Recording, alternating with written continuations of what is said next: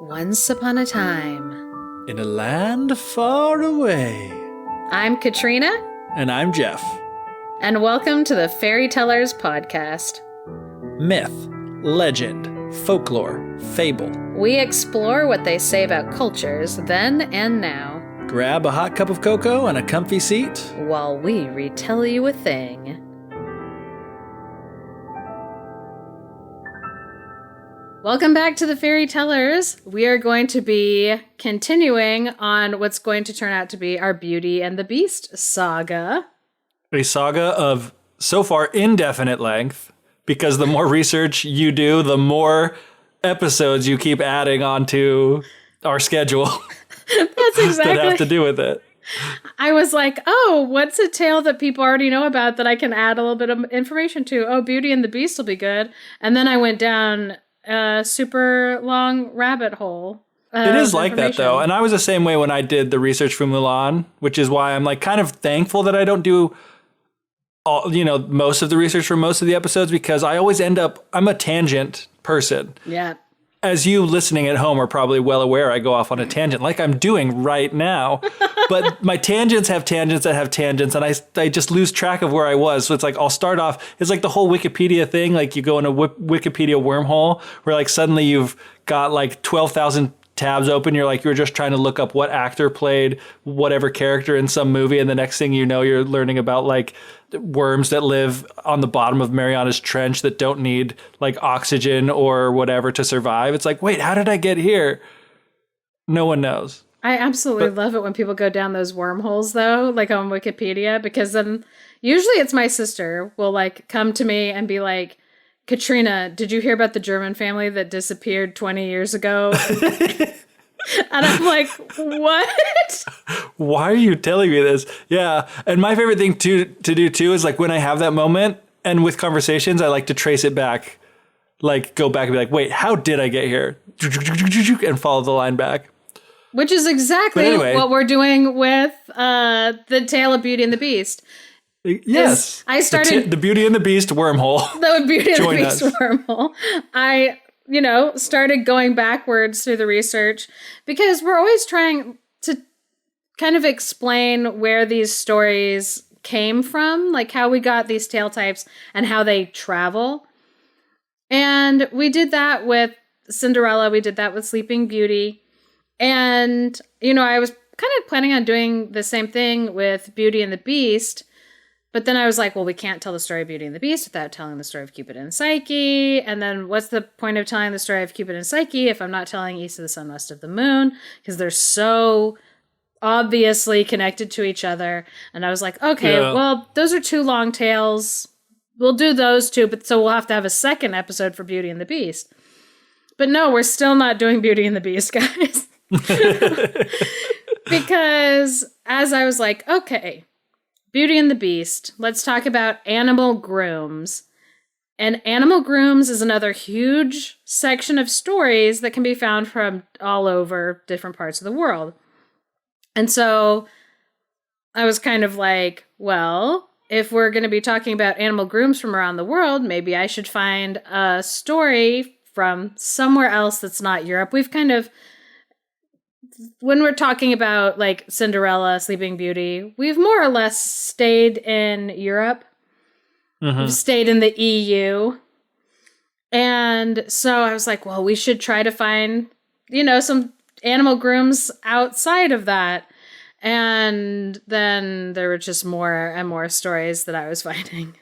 In our Cupid and Psyche episode, we talked about that tale because it was one of those earlier ones. It was in the 2nd century AD, I'm pretty positive. And we traced it back that far to show you how something then moving forward could get us to something like East of the Sun, West of the Moon. Yeah. And now I'm actually going to be telling you a story that is a tale from the 1001 Nights. Or Arabian Nights, has a couple different names. We're going to do a big episode on 1001 Nights eventually, and so I don't want to super get into it because there's so much information on it. Yeah. But the reason why I'm going to be telling this tale is because you end up with story elements from this tale showing up in stories like Swan Maidens or even Hans my Hedgehog. I actually, shout out to, there was a person who sent me an Instagram message after the East of the Sun, West of the Moon episode and said, like, that story reminds me of Hans my Hedgehog because it's like this woman who has to go like on this long quest to get this husband back. But there's actually an element in that story that we can trace back to an early tale from Thousand and One Nights. And Thousand and One Nights, one of the earliest places where some of the stories come from. Again, Thousand and One Nights, very complicated, the history of it. But some of the earliest stories are from the 9th century. Wow. And so we'll see how even stories that were being told in the Middle East started to creep into like stories that we know from Europe. So anyway, the history of the Thousand and One Nights, it has a wild and crazy history. The stories that we know best from it, like Aladdin and Alibaba and the 40 Thieves, those are actually stories that are now believed to be European add-ons. Oh, wow. I know. So it's like even some of the ones that we think that we know about, are not necessarily supposed to be glommed on. But the way that Thousand and One Nights is structured, you were supposed to add stories like into it. So it's at like this weird place. But I have this quote from Maria Tatar. She is an author, and she's also the professor of German studies at Harvard University. She has a book that is coming out on April 7th, and it's about Snow White, called The Fairest of Them All. And I just I don't know her. I'm a fan of her work, and she's definitely not asking us to give her a shout out, but I saw on Twitter, of all places, that she couldn't have a launch party for her book coming out, which is kind of a tragedy. Yeah. Like, it's one of those small tragedies that I think we're all kind of facing right now, where we all have stuff that we have to, like, give up, not being able to do because we can't meet in big groups right now. Right. And so, you know, she worked really hard creating this anthology of Snow White stories, and she can't have a party to celebrate her. And if you're a fan of this podcast, you're probably going to be a fan of this book. Go ahead and buy it, read it, and you'll be ahead of the game when we finally do a Snow White episode, because we'll be getting all of our information from that book anyway. Probably. She's a genius. So here's the quote from Maria Tatar about the Thousand and One Nights. The tangled skein that makes up the Thousand and One Nights and the history of its translations into English means that it is daunting to identify a standard version for any one particular story. A polyvocal anthology, The Nights, is a treasure trove of tales put together from Persian fables, the culture of medieval Baghdad, fairy tales from Egypt in the Mameluke period, and other sources. The story of Hasan of Basra has been reshaped by many translators and transmitters. As a forerunner of the Swan Maiden story of Occidental cultures, Hasan of Basra reminds us that the ocean of stories is vast and deep, and that motifs, tropes, and memes that seem quintessentially European are in fact part of a vast global network. She sums that up way better than I do. But yeah, I'm going to be telling the story of Hasan of Basra. And inside of the book by Maria Tatar, The Beauty and the Beast, Classic Tales about Animal Brides and Grooms from Around the World, she kind of mentions that this tale is like really long. It has a lot of like extra stuff that really wasn't important to like kind of what was being discussed in the book. And so she used an abbreviated version by Edwin Sidney Hartland, who was a British folklorist from 1891. And when I read the story and I was like, okay, but the person who kind of like shortened it, abbreviated it and stuff was a British man from 1891. So I wanted to kind of go back and like look at other versions to kind of see maybe if he had cut out stuff that might be important to like what we were discussing. And Maria Tatar was not joking when she said that the story is really long, and it has like, and then it has like a bunch of stuff that really is not necessary to the tale. And so as I'm retelling you, I'm going to be both referring to the one that she included in this book, but also the one in 1001 Nights that I read, because I do want to give a little more backstory about this one character and what's going on. All right. Yep. So, Hasan of Basra. So, there once was a boy, and his name was Hasan. And let me guess, he was from Basra. And he was from Basra. So, he lived in Baghdad. What? Yeah, what? With his mother. And he was a goldsmith. And this is me like shortening it because there's so much. Oh, gosh. We've already skipped 20 pages of the story, but yeah, that put me just kidding. Like, I have no idea. Like, he's a guy, and then he lives through many different happenings in his life. He became a goldsmith, and he worked under another man as his apprentice as a goldsmith.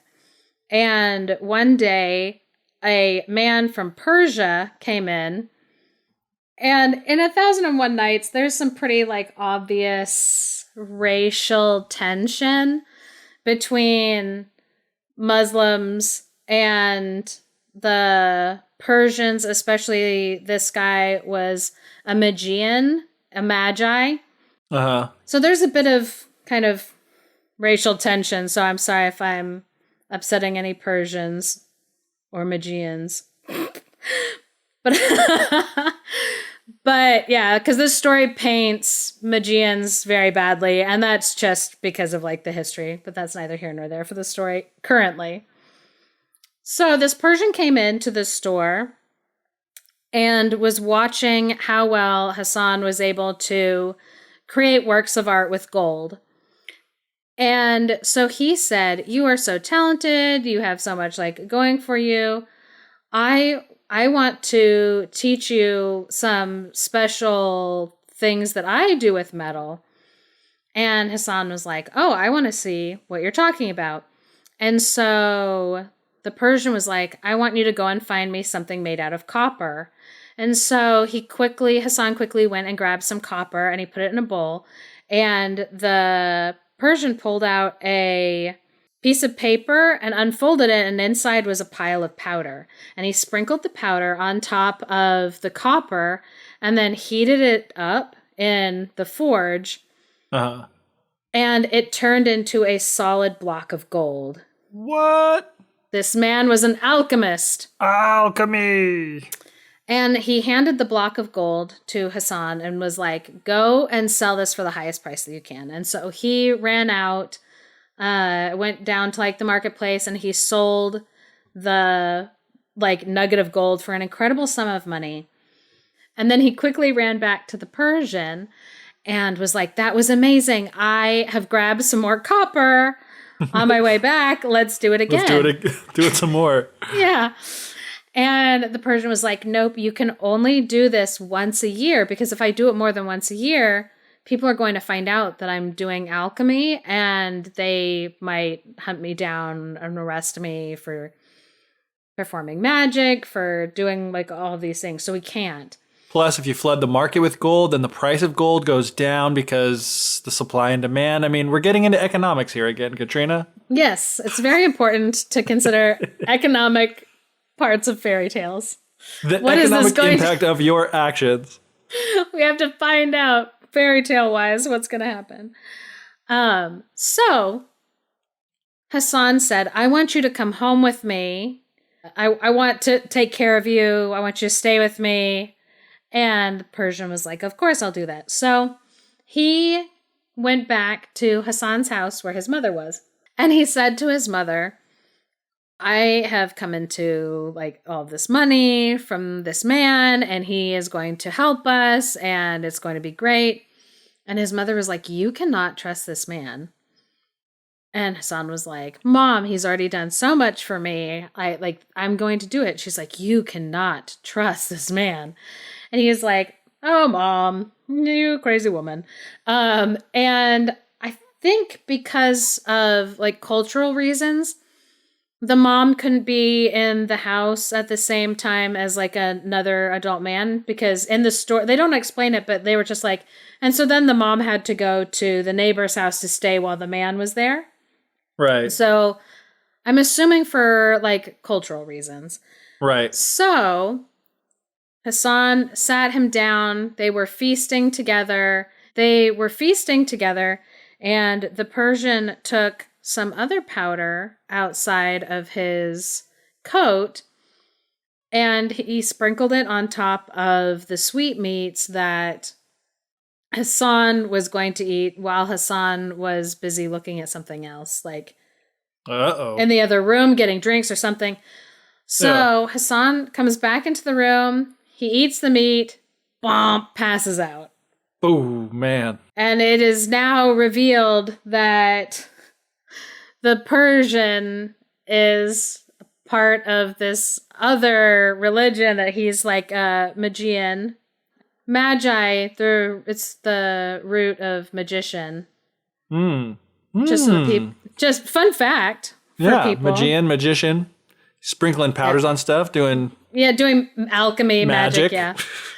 So he reveals that he's actually like this like man, part of another religion, and he kidnaps Muslims and sacrifices them. Oh, no bueno. Which, again, this story does not necessarily reflect reality of what was happening in an area. I just want to point out, because sometimes people are like, oh, they must have been kidnapping Muslims and murdering them. And I'm like, okay, no. Like, slow down. Just a story. Yeah, it's a story. You also can't turn copper into gold by sprinkling powder on it. Yeah, and this story might have been used to kind of show how people who weren't Muslim were bad people. So that's kind of like some politics of like storytelling and sticking stuff in there. Yeah. Against groups that you don't like. Happens all the time. Happens Across all the time. Cultures. Yeah, it does. So it's not the first time it's come up on our podcast. It is not. So it's like, oh, magic. Anyway, the human condition. We all hate each other. So anyway, the man has made Hasan pass out, and the powder that he gave him is going to make him sleep for, I think it was 2 full days or something. So the man throws Hasan into a chest and then gets him on a cart and has him carted to a boat. They get on a boat. They're in the middle of the water, and he opens up the chest, and Hasan wakes up, and they're in the middle of this water. So I'm about to cut out a whole section here. I want you to know that basically the reason that this section was included was to show that the powers of God were what saved Hasan in the water on the trip over. Uh-huh. And so, because the story has very heavy, like, religious roots that are not necessarily important to the story that we're telling. So right. I'm skipping over a whole bunch of parts where God saves Hasan. And it does come up later is why it is important for me to tell you, but to at least mention it. Got it. God saves Hasan multiple times. Yes, multiple times crossing the ocean. They land on an island, and Hasan, even though he knows that the person that he is with is now, like, evil, the person says, oh, I saw how God protected you so many times, so now I'm not going to hurt you. I'm going to be good. And Hasan believes him because Stockholm Syndrome. Yeah, probably. He was like, oh, okay. So he just believes him. The Magian does some magic so that camels come out of nowhere, out of like the sand. Oh. And they climb onto the camels. I know, it's pretty incredible. That's a cool image. Like, Of just I can like see them, the camels like rising camels up out of the sand. out of the sand, yeah. Because they're like, Then they like walking. They're like shake walking. off the last little bit. That is an awesome image. I love that. So they climb onto these camels and they go out into the desert for like 7 days. And as they're walking on these camels, they pass by, in the distance, they see this giant palace off in the distance. And Hasan asks, whose palace is that? And the Magi says, dude, it's really none of your business. Don't bring it up again. And Hasan was like, oh, okay. So he doesn't bring it up again because it's none of his business. So so they keep walking until they get to another mountainous area. And it is just a sheer cliff all the way up into the clouds. And the Magian says to him, that is the mountain that parts the skies. Above that cloud line, there is even more tall mountain outside. It goes so high up there. And you are going to go up there. And Hasan was like, I don't think I can do that. Because it's straight up. It's just like a spike sticking out of the sky. And he's like, ah. And he's like, no. Like, I need to repay you for all the bad things that I've done. And this is the way that we get the powder for the alchemy. And Hasan was like, well, I don't know. And he's like, well, this is the only way to get that powder. And like, because the ingredients that I need are up there. And so Hasan was like, well, you know what? I trust that I will be protected from heaven. And so I'm going to listen to you. And so they bake some bread, get some water, and then summon the camels back out of the sand. And the Magian goes over to one of the camels and slices it open. Ooh, Tauntaun style. He takes a nap inside of it. So he slits open the camel and skins the whole thing. Why? Oh, you'll find out. Okay. Oh, be ready. It's like, and then he just climbs the mountain and does nothing with the skin. It's just was for fun. Yeah, like these are side details. So he skins the camel, and then he tells Hasan to lay down in the skin so that he can sew him up into the skins, Tauntaun style. Wow, I was making a joke, but it turned out to be true. So Hasan lays down. And the Magian hands him a knife, and he says, when you feel, you're going to feel like you're lifted off of the ground. When you feel like you're on solid ground again, take the knife and slit open where I just sewed you in. And Hasan's like, okay, that sounds crazy. So he's like, but I trust. So he gets sewn up into the camel skin, and the Magian leaves kind of the area, like backs away and is like hiding under like whatever trees and stuff there are. And out from the clouds flies a giant roc. R-O-K. No, R-O-C. A roc. And a roc is a mythical animal from Arabia. And so it's a massive eagle, like a giant dragon-sized like eagle. We're talking Lord of the Rings, like the birds. Ooh, yeah. Rescue him from Mount Doom. Yes. Except this one's going to take him up to the mountain. So, no. So it flies down from the mountain and it grabs onto the camel thinking that it's meat, like that it's food. He grabs onto him and he flies him all the way up to the top of the mountain. And at the top of the mountain is this bird's nest. Just this like massive, massive nest. And it's full of sticks and bones. Sticks for the nest and bones from everybody he is eaten. So the bird flies off to do something else. They don't specify. And so Hasan cuts himself out of the skin and he hops out and he shouts down the mountain, which I'm like, how can this guy hear you? But he does, because this is based on reality. So he like yells down the mountain and is like, all I see up here is sticks and bones. And the Magian cries up, like, yes, bundle up 6 bundles of sticks and then throw them down the mountain for me, because that is what gets ground up as powder, is the sticks from this nest. From the nest, yeah. From this, like, mythical bird. So Hasan does that and he throws them down. And when they're down, he yells out, okay, now how do I get down? And the guy was like, you're an idiot. Bye. Bye. He's like, I was bad the whole time. Why did you think that I said that I was going to stop being a bad person? And so the Magian leaves. And for a while, Hasan kind of walked around the perimeter of the top of this mountain, but it was all just like sheer straight down. On the side that he had come from, it was kind of like desert area, but on the other side, it was the ocean. But he knew his choices, because he was so high up, that his choices were wait to get eaten by the bird or jump. And so jump to my death into the desert or jump to my death into the ocean. Yes. So he chose to jump to his death into the ocean. But before he did that, he said a prayer asking to be preserved.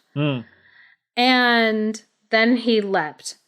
And the winds caught him and gently placed him down back on dry land. And so he went on a little leap of faith. Wind ride. Oh, a leap of faith. Oh my goodness. So he's like, all right, now what do I do? So he starts walking and he comes across that palace that he had seen before.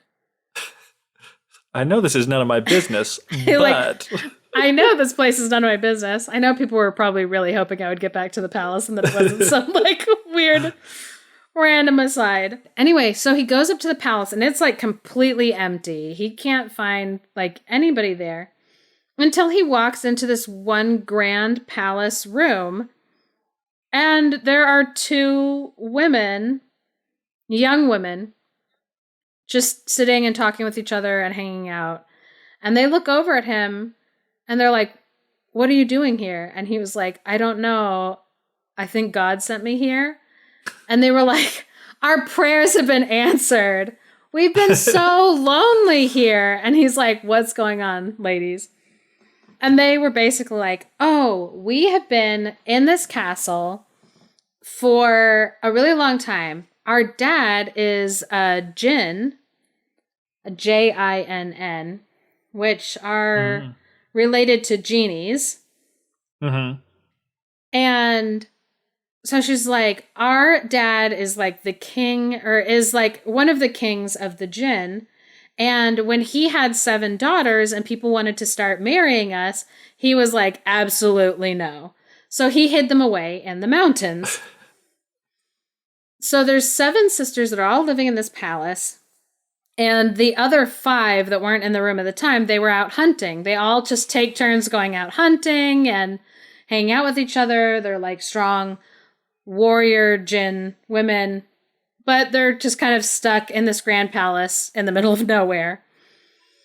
So a bunch of other stuff happens where the ladies actually help him get back at the Magian. So I want everyone to know that guy gets what's coming to him. It's totally fine. But we're not going to get into it because it's neither here nor there for us. So Hasan's hanging out with these 7 ladies. They're all just best friends. They call him like their little brother, and he's really happy to just be hanging out with them and part of their like little family. He's not alone. He's well fed. Everything's great. But then, but their father's entourage from his kingdom showed up. So Hasan went and hid because he definitely was not supposed to be there. So he like went and hid. And the daughters were like, why are you all here? And they were like, your dad sent for you. There's going to be this big royal wedding and you have to be there. And so you have to like come. And they're like, well, how long will we be gone? And they were like, probably about 2 months. And they're like, okay, just give us a second to like kind of pack and like get ready or whatever. And the guards are like, okay, cool, fine. So they go to Hasan and they're like, we are so sorry. They'd been living there for like a year and a half together or something. So they were all like really close friends, but they were like, we have to go. We're so sorry because you're going to be here completely by yourself. You can go anywhere in like the like house. You can do like whatever you want. But here's a key to, guess what the key is to, Geoff? To a room that he is not to enter under any circumstances. Of course it is. That's exactly what it was. It was a key. You can't go into this room, but here's the key anyway. And they're like, don't go into this room. And he's like, okay, cool. So for the first month, he's totally fine. He's like just trying to busy himself, like hunting, eating food, reading books, doing whatever. I think we all know what it's like being trapped in our houses for a long period of time. Relatable content here. That's what we provide for you. So he started to get bored and he was like, why can't I go into this room? And he's like, well, I trust them. I love them. So whatever is behind that door is probably something that will kill me. So maybe I shouldn't go because there's something behind the door that will like kill me. And my friends wouldn't want me to get killed. That's why. But on the other hand, like I'm really, really bored. So he decided he was going to just open the door like a little bit. Every time, Geoff, they're always like, here's a key. Don't open the door. 5 seconds later, oh my goodness. But I actually appreciate that Hasan, it took him like months. Yeah. Completely by himself. So Hasan decided that he was going to slowly open the door just a little bit in case like there was something scary, he could quickly close the door. So he goes over the door and he unlocks it and he starts pulling it open and he peeks in. Nothing. There's nothing in this room. The only thing that's in this room is a black onyx staircase that leads up out of the room. And he was like, what in the world? So curiosity, of course, got the better of him. And he was like, I'm not dead yet. So he decides that he's going to go and he's going to climb up this staircase. So he climbs and he climbs and he climbs and he climbs and he climbs. And when he gets to the top and he opens the door that's at the top, he walks out and he's suddenly in this beautiful rooftop garden. And it is as high up in the mountains as like he was basically with the magical bird. Yeah, with the eagle's nest. He's at that like really high up and the gardens are immaculate and beautiful and there are birds singing. And he wanders over to this kind of gazebo type area. It's completely covered in like a roof of plants, like a trellis going up. And inside the dome is this beautiful like pool. And he was like, wow, that's a really beautiful pool of water. This is a really beautiful garden. And there's fruit hanging off of trees, like jewels, like just everything glorious and beautiful. And he was like, why would my friends tell me not to come up into this garden?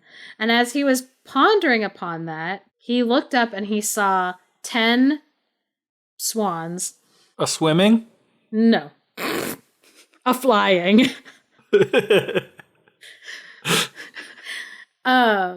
So he saw these 10 white birds flying over to him. And so he knew that he wasn't supposed to be there. So he kind of ducked down because he was like, oh, maybe this is like a wildlife area. He doesn't say a wildlife sanctuary. Oh, is this a wildlife sanctuary? Oh, no, pond, this is protected wetlands. I shouldn't be here. I shouldn't be here. But he was like, oh, this is probably where they come and swim and I shouldn't disrupt them. So he kind of just like pulls back into some hedges and he waits and the birds land by the pond and they pull off their feathers and like a suit.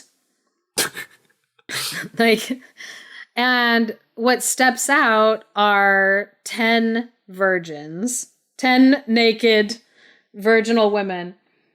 And Geoff, I want to tell you some of the way that they are described, because I was like, so what's fascinating to me about the way that women are described when they're talking about how beautiful they are is that it reflects what men found sexually desirable at the time, like when it was recorded, because they wouldn't be like, oh, that woman was so beautiful, like all of her teeth were missing and she like was drooling on my face.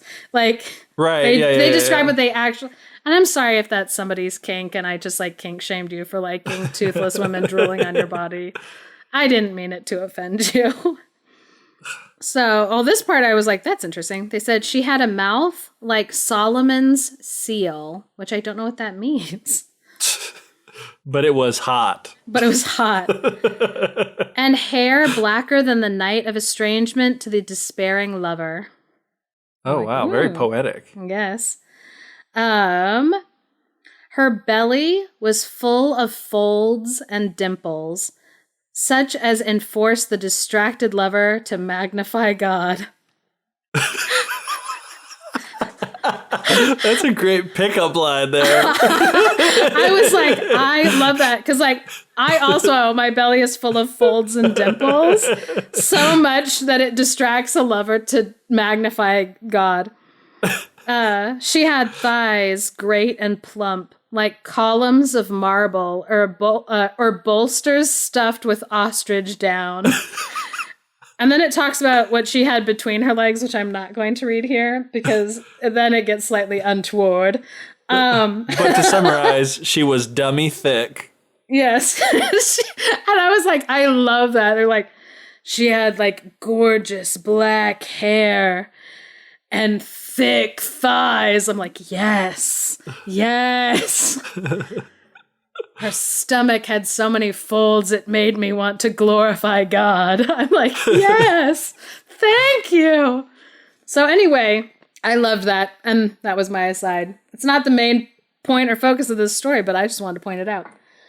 Anyway, so all 10 women, very attractive in the nude, climbing into this pool. But one of them he was completely in awe of her and her thighs. So he immediately just was completely in awe and in love with her. So much so that like he just immediately like his heart was on fire in pain of like, I want her so bad. And he realized that probably the reason why they told him not to come up there was because he would like meet that one woman and feel so much like pain at not being able to like have her. Yeah. He's like, oh, my friends were trying to protect me. So, which they were. We'll get into that. But anyway. But he wouldn't listen. So the women got out of the water. They put back on their bird suits, turned back into the birds that they were, and then they flew away. So he like basically went back into the house and laid in a cupboard for 10 days. He kept trying to like go upstairs and try to wait to see if they would come back, but they didn't come back for 10 days. So he didn't eat or drink for 10 days. He just sat and he sobbed because he wanted this woman so bad and his heart was like broken. We've all been there, man. So, yep. So at the end of the 10th day, all of the like princesses who had lived inside of that castle with him, they came back.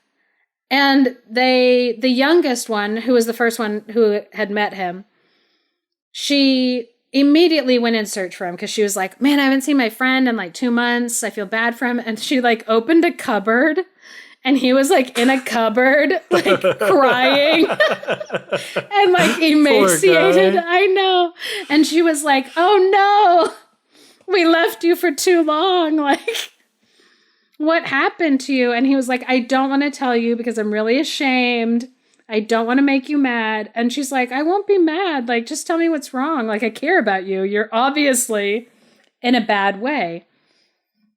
And she was like, is it because we left like for too long? Is it been bad?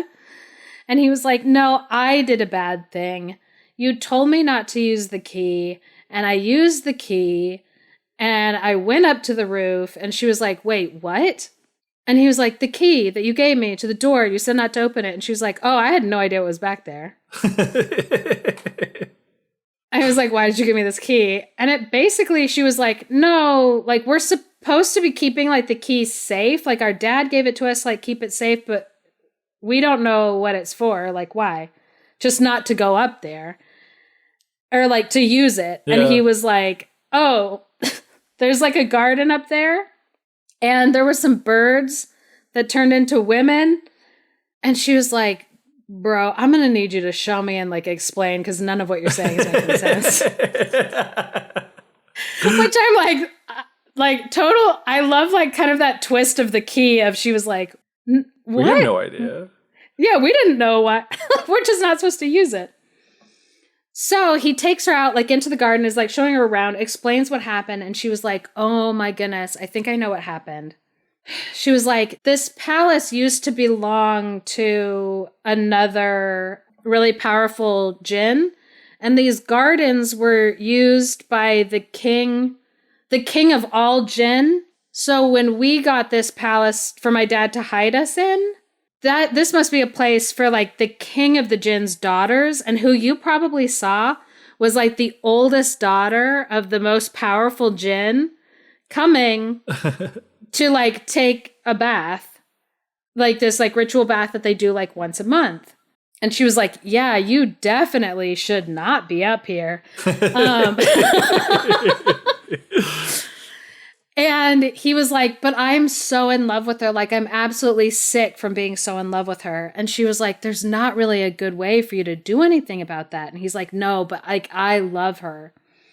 And she's like, the only way that you would be able to keep her is if you like stayed up here and you saw her take off her feathers and you stole her feather suit.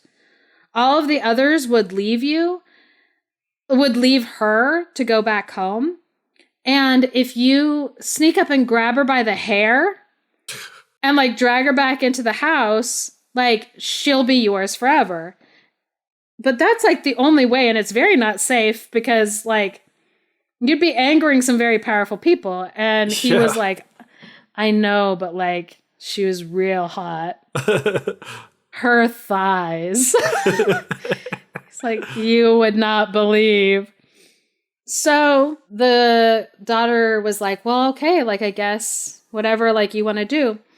When the first of the month came and the birds flew back, he did just that. He hid in the hedges. And when she took off her clothes, he quickly dragged them into the hedges so that she couldn't see. And then when she came out of the water and everyone was getting dressed without her, and she was like, calling out, like, where are my feathers? Who is it that has stolen my feathers? But he had been instructed that if he were to answer her, then all would be lost and he would immediately be killed because she'd be mad. Which I'm like, fair enough. Give the woman her clothes back. Yeah, creep. Yeah, creep. All of her attendants flew away and she was standing there. And he grabs her by the hair, drags her like back into the house. So he snatches her and keeps her feather cloak hidden from her. They get married. They end up having 2 kids, and he moves back to Baghdad, back in with his mother, who, by the way, she's been crying the whole time. Oh, man. Like, just legitimately so. She's like been crying like the whole time. The mom isn't, I guess, like, there's a whole thing with, like, mother-in-law complications, whatever. But the bird maiden, she was able to trick her mother-in-law into giving her her feathers back. And the second that she got her feathers back, she turned into a bird, took her kids, and flew all the way back to her father's kingdom.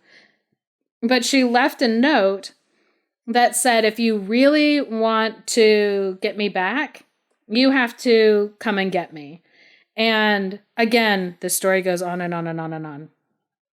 He eventually does get her back after he goes through all of these like ordeals and stuff. But the main important points that I wanted people to remember are magicians sewing people up in clothes of other skins, like being like, and then magic putting clothes on people. I know that was like a really fast, crappy wrap up to like a really, I cut out so much of that story. And it's still, but that section is like the important part for us is that stuff, which I'm like, I'm so sorry, people, because this could probably be like a 3-part episode just on that one story. If you want the whole entire long story. But if people want, I can tell you the name of that story. So if people are really interested, they want to know the whole story and they don't want to like wait to find out if I ever make a 3-part episode all about this story. It's called Hasan of Basra and the King's Daughter of the Jinn.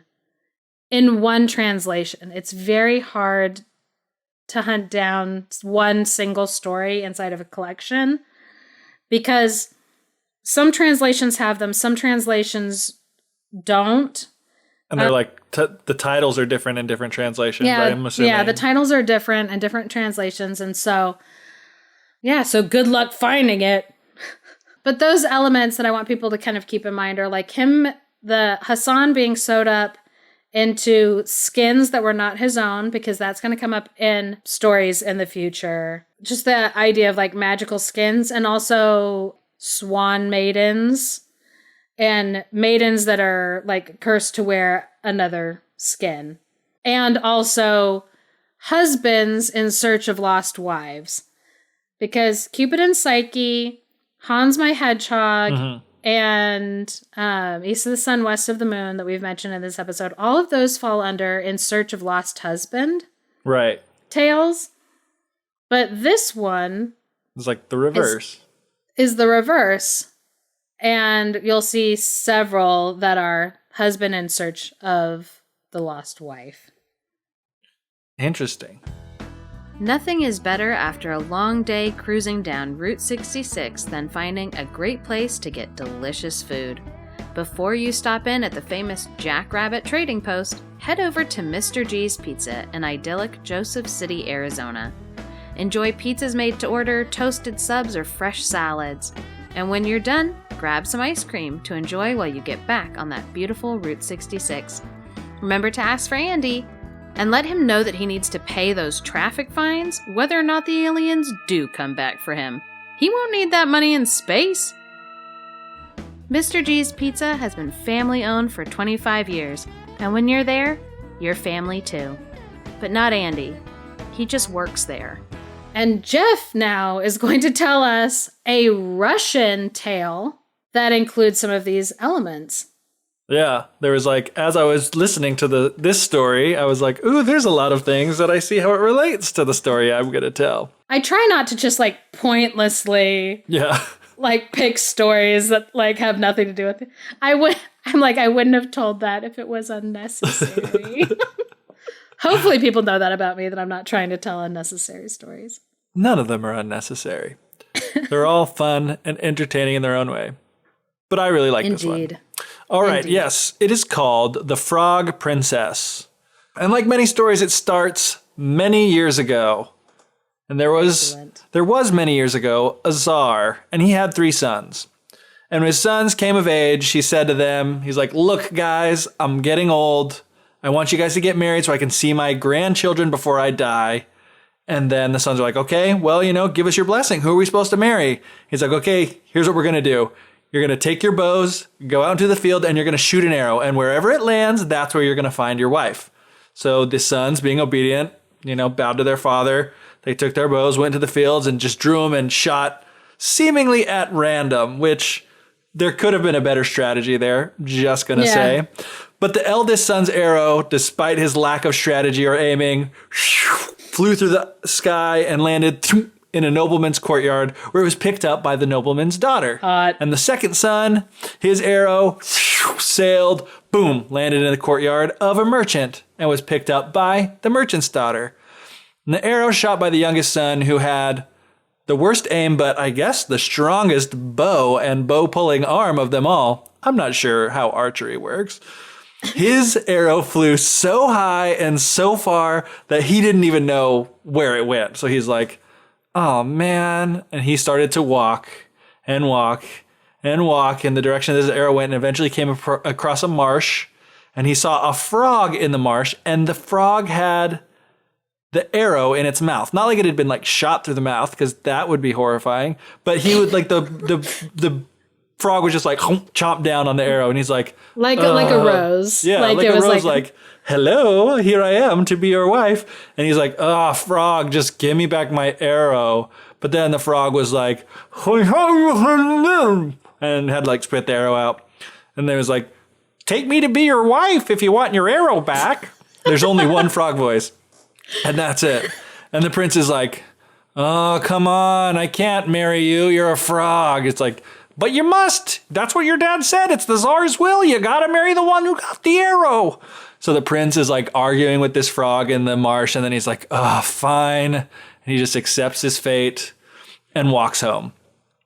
And so, the Tsar started arranging for the marriages, the eldest to the nobleman's daughter, the second son to the merchant's daughter, and the unhappy prince, Ivan, to the frog. And I love when they give their characters names, because it makes it so much easier to refer to them.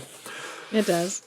So after the weddings, the Tsar summoned his sons again and said, he's like, I want to see which one of your wives is like the best needlewoman. All right.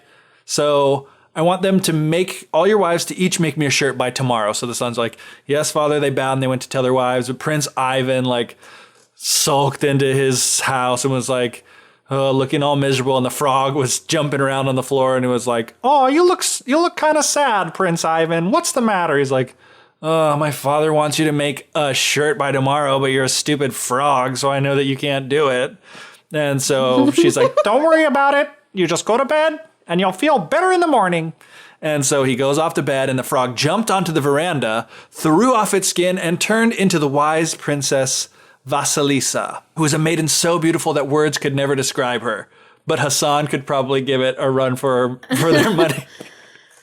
Her thighs were popping. So she's like, her thighs were hopping. Yeah, that's perfect. Frog legs. Yes, her thighs were hopping. So she takes off her frog skin. She's a beautiful princess. And she claps her hands. And she's like, my faithful attendants, gather around and listen to me. I need you to sew me a shirt, which I kind of feel like that's cheating. But anyway, she's like, make me one like my father used to wear. So the prince wakes up the next morning. She had put back on her frog skin, and she was jumping around the floor again. But there was a shirt there that was wrapped in linen lying on the table. And the prince was like super stoked. He picked it up and took it to his father. And, the Tsar took the shirts from the other sons. And the first wife, he was like, oh, this looks like a shirt that you could, and you just wear for your everyday wear. Takes her from the second one. He's like, ugh, I could only take a bath in this piece of crap shirt. Throws it off to the side. And then Prince Ivan, sad Prince Ivan, unfolds his shirt, and it is like a beautiful shirt embroidered with gold and silver threads, and like this intricate patterns. And the Tsar takes one look at it, and presumably looking all around the room that he's in, he's like, now that is a shirt. Yeah. He's like, I can wear this on important occasions. And so he's super stoked, and the two brothers went off, and they're remarking to each other. And one's like, oh, I guess we're too quick to laugh at Ivan's wife. She's not a frog. She must be a witch. And then later on, the Tsar sent for them again. Is like, you know what? I want each of your wives to bake a loaf of bread by tomorrow, and I want to find out which one of your wives is the best cook. And so Prince Ivan once again sulks home, and he's like, oh, man. And the frog, of course, is like, what's the matter, Prince Ivan? He's like, ugh. My dad wants you to bake a loaf of bread, but you can't do it because you're a dumb old frog. And she's like, don't worry about it. Just go to bed and we'll have a loaf by the morning. And so he does. The two older sons, having made fun of the frog wife, but she made like the best shirt possible, were like, okay, we want to go and send one of our like kitchen women to spy on how the frog was going to break the bread, because they're like, if this frog can make really great shirts, maybe they can make great bread as well. So the frog, being wise, kind of figured out their scheme. And after kneading the dough, it made a hole in the top of the brick oven and poured the dough in through the hole. And so the kitchen woman saw what was done and ran to tell the elder brothers' wives. And so they went to work and did the same thing as the frog. But after Prince Ivan had gone to bed, the frog jumped out on the veranda, turned into the wise princess again, clapped her hands, and said, my faithful attendants, gather around and listen, bake me bread by morning, and it's got to be soft white bread like the bread I ate at my father's table. So when the prince wakes up the next morning, a loaf of bread was there lying on the table, and it was decorated with these like really nice designs, and it was like shaped like a city with walls and gates and all that stuff. And this Prince Ivan, sad old Prince Ivan, was ecstatic. So he wrapped the bed in a clean cloth and took it to his father. And so when he arrived, the father was receiving the bread from the other brothers. But because they had poured their dough in through the top of the oven, like they had seen the frog doing, their bread was just like burnt to a crisp. So like the father's standing there with these like two burnt bricks in his hands, like, this is garbage. But then Prince Ivan hands him his loaf and he's like, now this is bread. This should only be eaten on, the most spectacular of occasions. And so the Tsar arranged for a banquet for the next day and ordered his sons to attend with their wives. And of course, Ivan, thinking of the fact that his brothers are going to be bringing these like beautiful, rich women to the banquet, and he's going to be bringing his dumb old frog, regardless of the fact that she's great at baking bread and making shirts. And that she's been very nice to him. I know, he's a jerk, but he's all like bummed out about it. So of course he mopes up into his room, into his house again, and the frog's like, Prince Ivan, what are you looking so miserable for? Has your father said something mean to you? And he's like, oh, how can I help it? My dad wants me to bring you to a banquet, and how can I show you to people? You're just a stupid frog. She's like, don't grieve, Prince Ivan. You go to the banquet by yourself. So she tells him to go by himself. I don't want to do that whole thing in a frog voice. That would get very tiring. So she's like, go to the banquet by yourself, and I'll come later. And when you hear a knock and a clap of thunder, don't be afraid. But if anyone asks you what it means, just say, oh, my frog is coming. She's going to be riding in a little box. Yeah, I was like, that's my bride. She's in a box. It's like, yes, that explains everything. So he goes to the banquet alone, and his older brothers are there. And of course, their wives are dressed in this like great clothes, fancy jewelry. They've got makeup all over their faces. They're looking fresh. And he's there all alone. And then they laughed at Prince Ivan. They're like, ha ha ha, where did you find that beauty of a wife of yours? You could have carried her in here in a handkerchief. Oh, it must have taken you a long time to search the marshes for her. And, Ivan's just sitting there feeling sorry for himself. Because he's got jerk brothers. Who are ragging on him for his frog wife.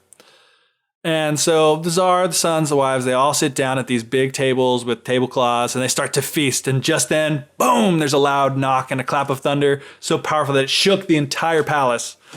And so the guests were all freaked out, but Prince Ivan was just sitting there like, oh, don't be afraid. It's just my little frog coming. She's riding in a little box.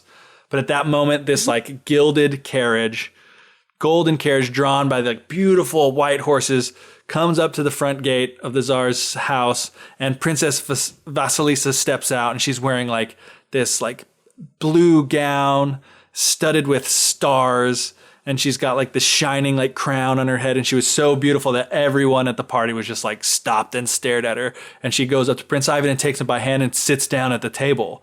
And so the guests start eating and drinking and being happy, and but Vasilisa, she just takes like one little sip from her glass and pours the rest into her sleeve, which I'm like, that's a weird thing to do with your drink.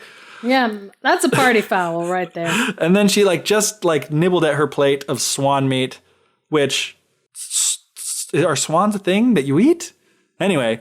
They're birds. They're big birds. I'm sure they're full of meat. There's plenty of meat that you can put on. So she's nibbling at the swan. I'm sure there's meat in there. And she drops the bones of the swan meat into her other sleeves.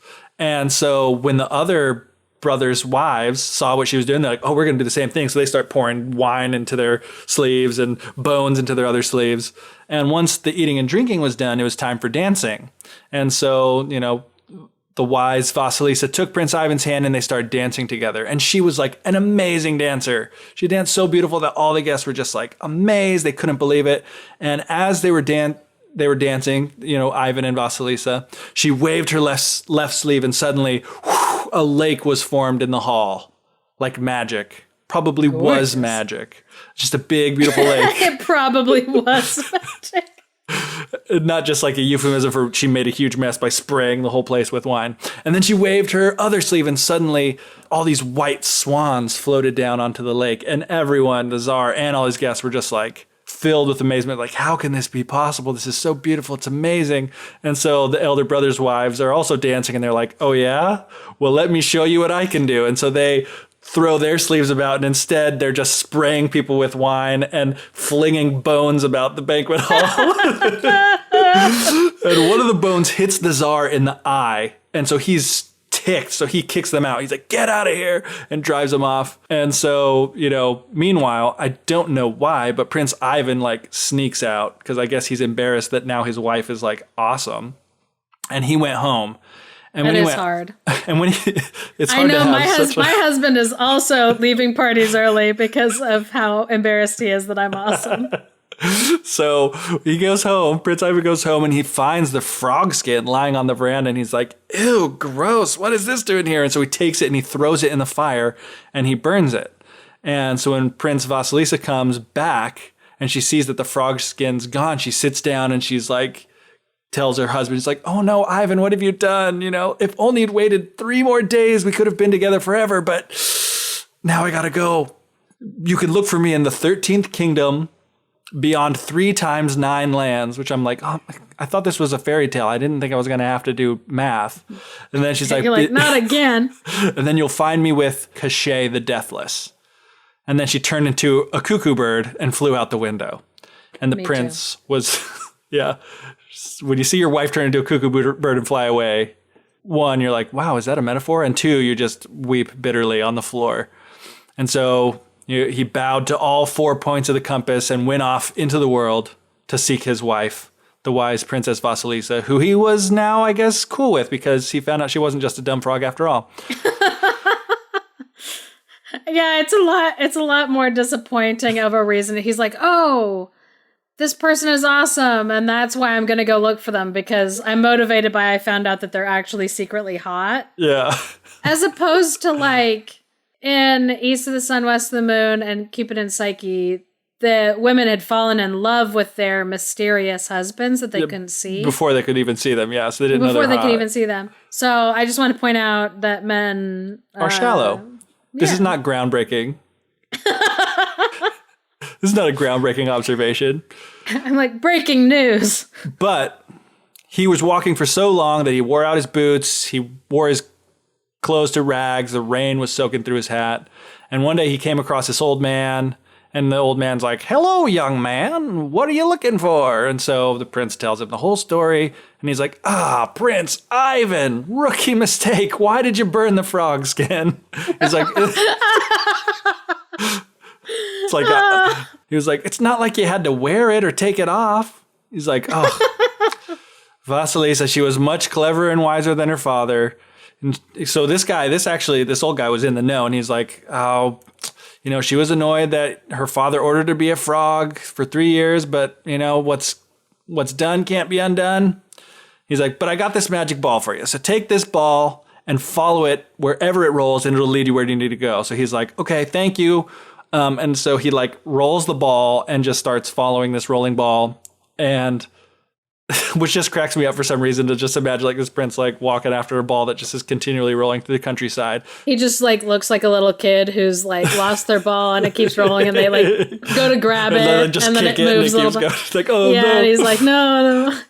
So he follows the ball to the open country and he sees a bear. And so he's like, oh, you know what? I'm kind of hungry because I've been walking for a long time. So he takes his bow and he's about to shoot it. But then the bear speaks to him in a human voice. He's like, hey, Prince Ivan, don't kill me because someday I might be of service to you. And the prince was like, whoa, talking bear, but also, okay. So he went his way without shooting it. Then he sees a drake flying through the air, which a drake is a male duck? Yep, you're correct. I knew it was a duck. What's a female duck called? Female ducks are called hens. Hen. Cool.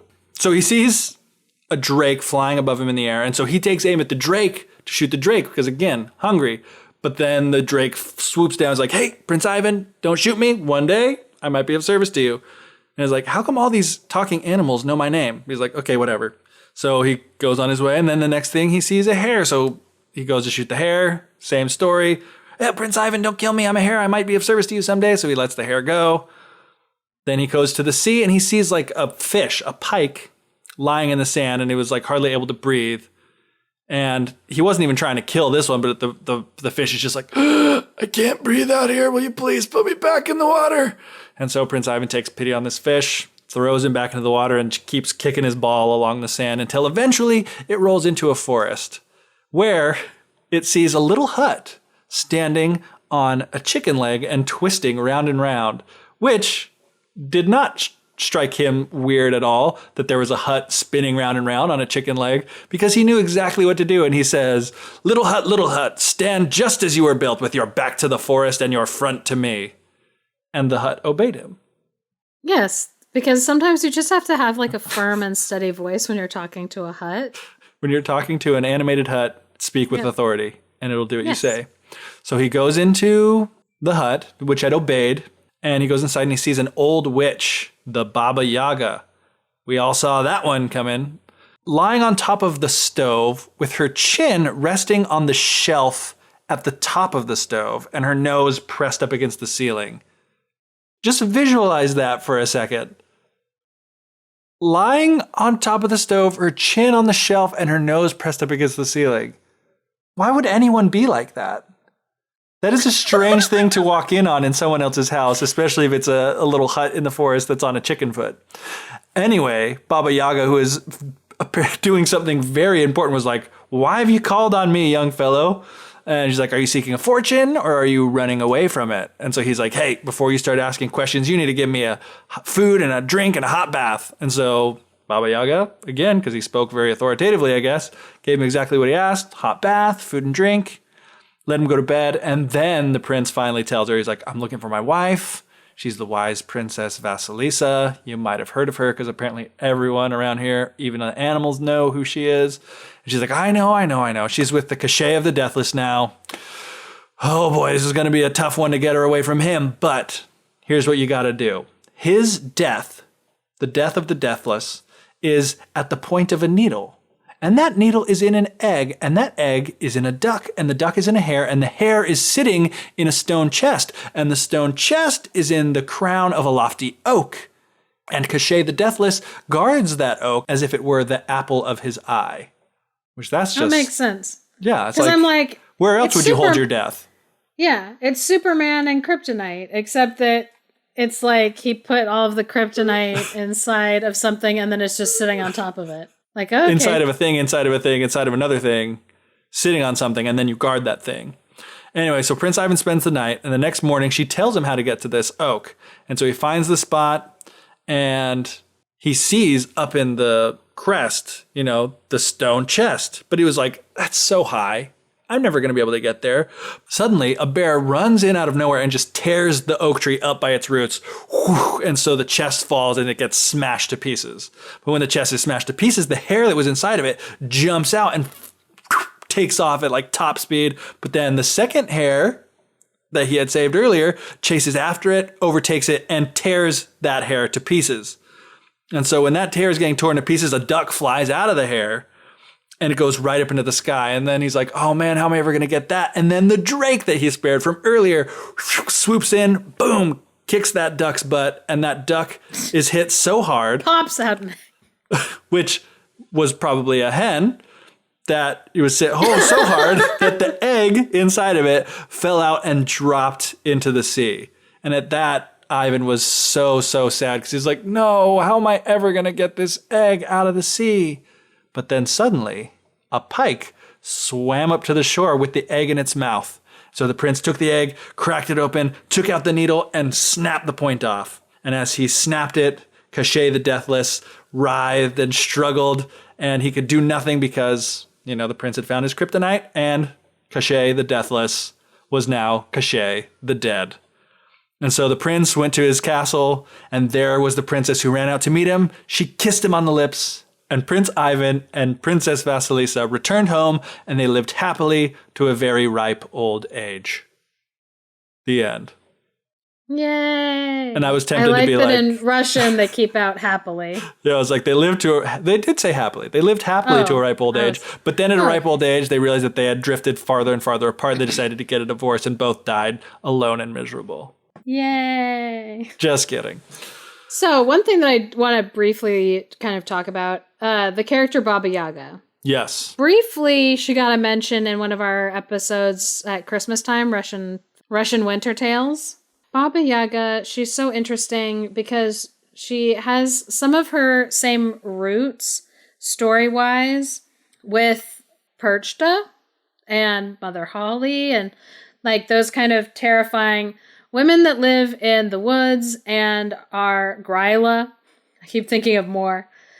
These like European old women that live in the woods that are either going to be really nice to you or they're going to slice your belly open.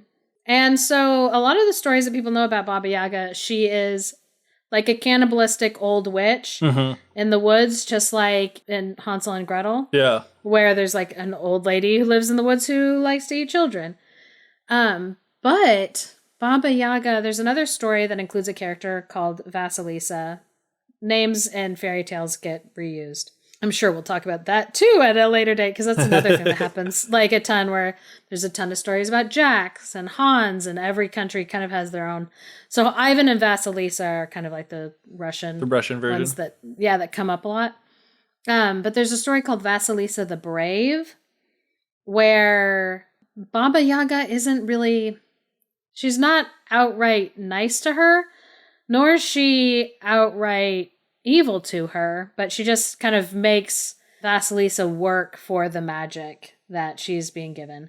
And so people who hear this story that you just told of the princess frog, the frog princess, they might think, like, wait, why was Baba Yaga helping him out? Like, why was she doing this thing? And she's kind of like the Fae in that fairy folk, she does what she feels like doing. Like, she was just in a particularly good mood because she was caught right at the end of one of her favorite activities of lying on the stove with her chin on the shelf and her nose pointed up at the ceiling.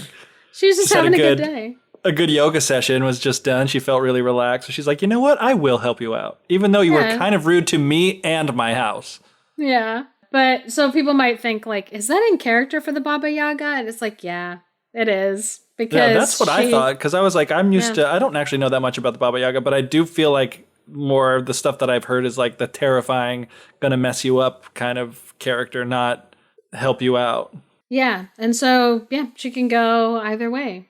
It's just depending on her mood. And so, yeah, in this story, she actually is very helpful to Ivan, like on his quest. And the big bad in this story is Kushchey the Deathless. Yeah, he's the big bad. And Baba Yaga is just a helpful woman in the woods. She's like, I'll help you kill him. I'm like, can you imagine that that's the first story that you hear about, like, the Baba Yaga? And then somebody's like, I'm terrified of that woman. And they're like, why? She's so helpful. She's just there to help a fella out. Like, no, she is not.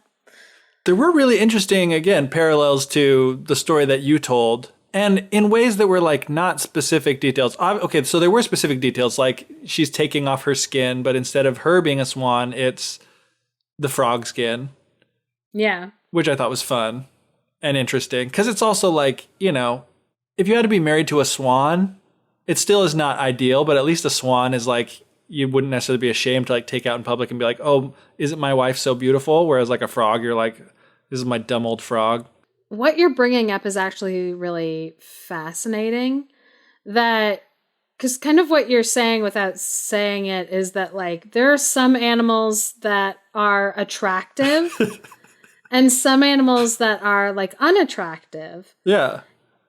And that in itself is just, like, a very interesting thing to think about and, like, explore. And it's funny that, like, we do find some animals more, like, attractive.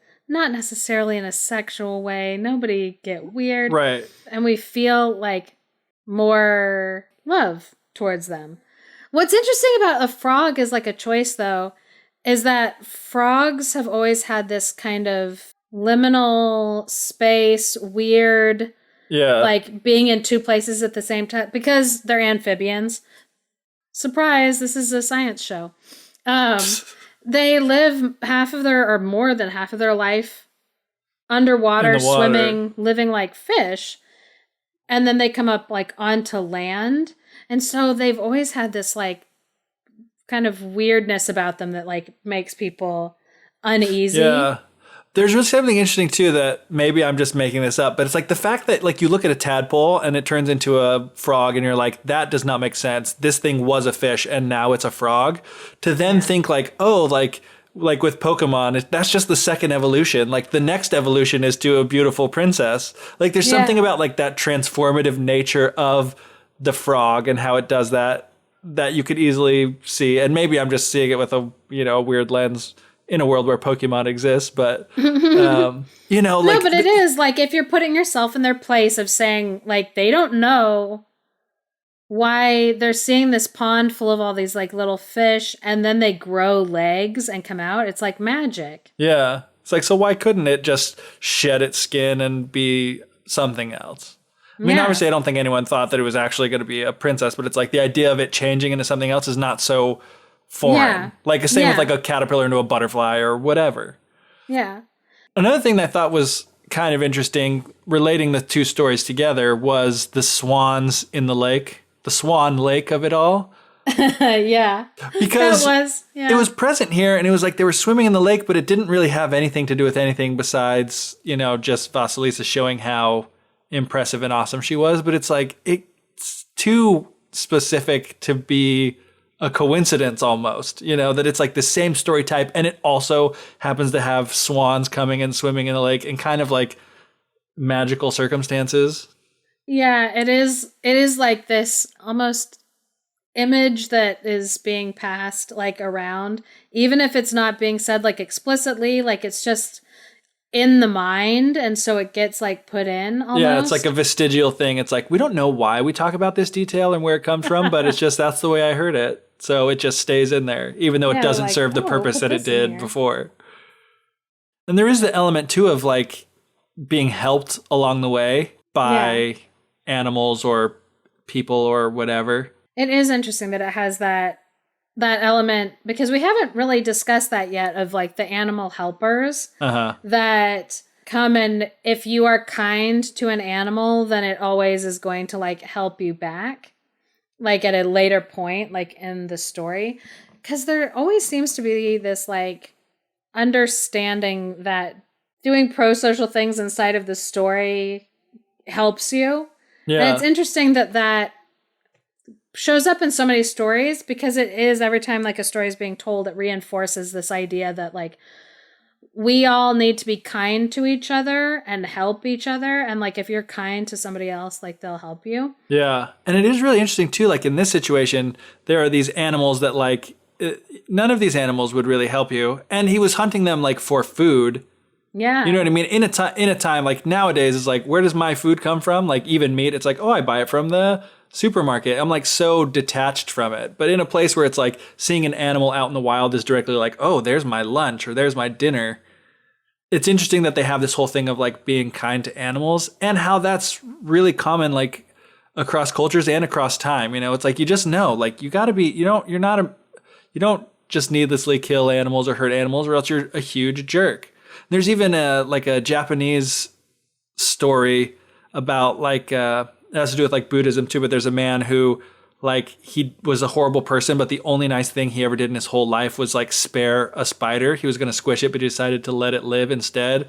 And so he goes to hell and is like being tortured in hell until that spider that he saved like comes down and like rescues him, because that one kind thing that he did was enough to rescue him from like the depths of hell. It's like sparing an animal coming back to help you. It's like, and those cultures are so different, and the timing I'm sure is a lot different too. It's just like, it's interesting how often that pops up again, cross-culturally and across time. Yeah, these just like little animal helpers always pop up. And they make adorable sidekicks in Disney movies, so it's just perfect. So I wanted to read another quote, going back to talking about like animal brides. There's usually two types of animal brides. Either, and we talked about both of them today. So the first type of animal bride is one where they are kind of a creature of seduction. We think about like mermaids, selkies. Selkies are women wearing like seal fur, I think it is. That then like when they take off like that they turn into like a very like sexy woman. But the animal that they're in before is kind of seen as like seductive. Yeah. And so you there's kind of the seeing the animal in the story and then it turning out to be like a gorgeous like woman and then being like, oh my gosh, a gorgeous woman. As opposed to like another type that's very much like, ew, this is a gross frog, disgusting. And then they're like, oh, you have to marry it. And like, oh, you're stuck with it. So there's those kind of like two different types of stories. And I have another quote by Maria Tatar that says, they form a sharp contrast with another set. So the first set that I talked about that's like attractive. This forms a sharp contrast with another set of animal brides, the many toads, birds, fish, monkeys, mice, tortoises, and dogs that seek men who can break the magic spell binding them to an animal state. Frequently, these creatures excel at domesticity, spontaneously and effortlessly carrying out prodigious tasks that demonstrate their clear superiority to the human competition. And that's like exactly what we saw in the story that you told, where she needs a magic spell broken. Fate like has an arrow land in front of her and she's like, oh good, I can have this man break this spell. And she's amazing at like excelling in like the domestic sphere first. Yeah. But I'm like, it's so interesting to me because like he wasn't impressed by that. It's not like the story was that he was like, oh, you were really, really good at doing all of these like wonderful things and you were helping me out and you didn't embarrass me in front of my family. And you know, maybe our relationship can work out. Yeah. And the father was like, this is the best wife of them all. She does all the greatest stuff. Yeah. But the prince was like, ugh, garbage. Yeah. And it wasn't until he saw like, oh, wait, she's hot. It is really interesting. And it's something that I was thinking about because my wife read this book called Sex with Kings, which sounds fascinating. But it's basically about like, the sex lives of kings. But how... That's a very interesting book she's reading. She read it a while ago.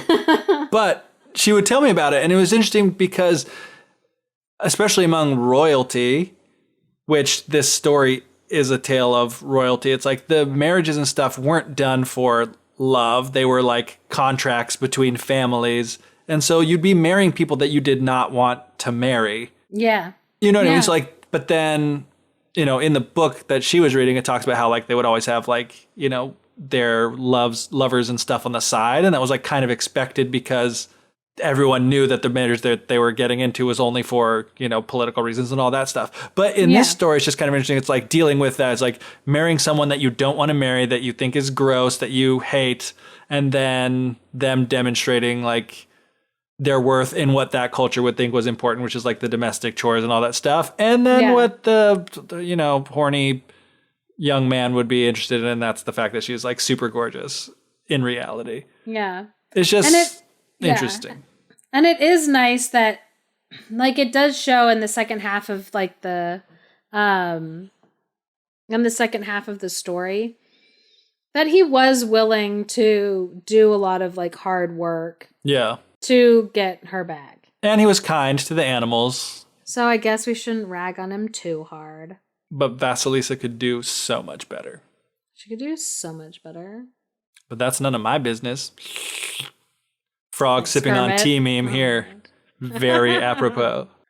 One thing that we always are trying to kind of make obvious and like bring to light in the podcast is how these stories go throughout cultures, how they travel through time and like how they do that.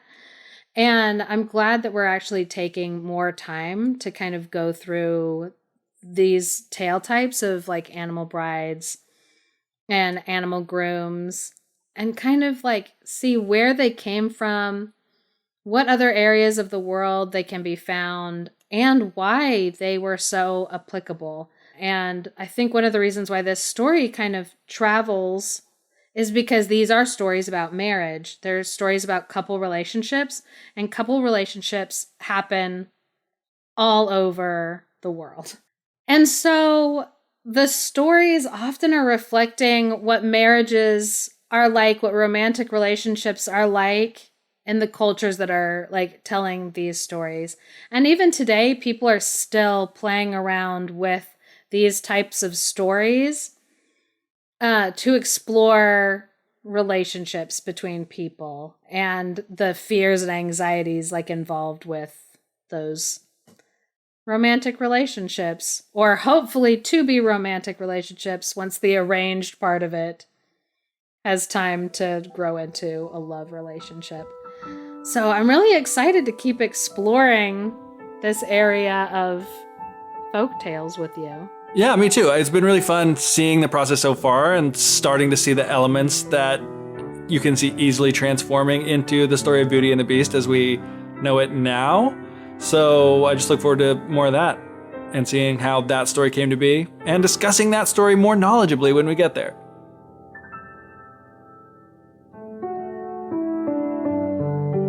Thank you for listening to The Fairy Tellers. If you are enjoying what we're doing, please support us by leaving us a review or share us with your friends. Special thanks to Andrew Forey for our music and Clarice Inch for our artwork.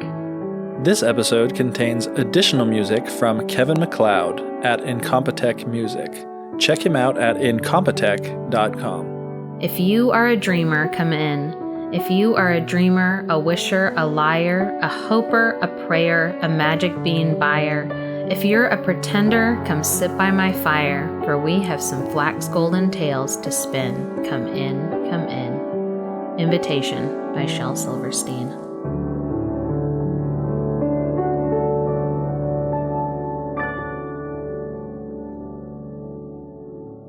Someday we might retell Hans my Hedgehog. I don't know why, but for some reason that story, like, it grosses me out, and I haven't figured out, like, what about it grosses me out. Because there's lots of animal groom stories that don't gross me out, so I don't know why Hans my Hedgehog grosses me out. That's something for me to work on in therapy.